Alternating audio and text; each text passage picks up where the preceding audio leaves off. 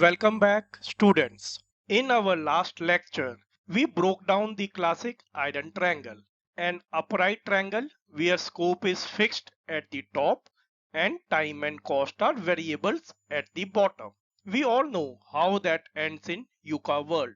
The movement requirement change, your timelines and budget explode just to force that fixed scope through the door.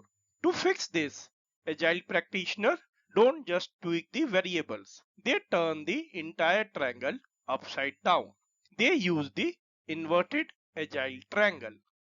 Now look at this inverted model. This is known as agile inverted triangle. Notice what we are balancing on at the very bottom point. Constraints. In agile, we flip the constraints. We fix the time like a strict 2-week sprint, and we fix the cost based on our team's immediate capacity. We lock those in because the bottom point is fixed. The top of the triangle is completely open. That means scope is our variable. If we run out of time during a sprint, we don't push back the launch date.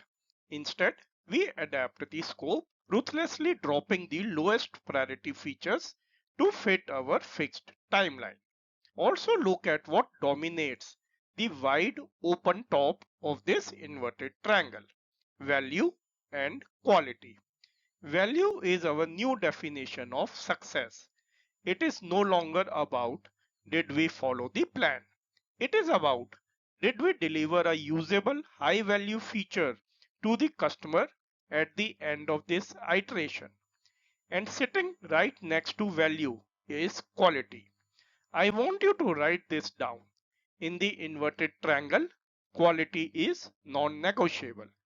When a traditional project falls behind, project managers usually try to save the timeline by cutting corners, like skipping testing or ignoring technical debt.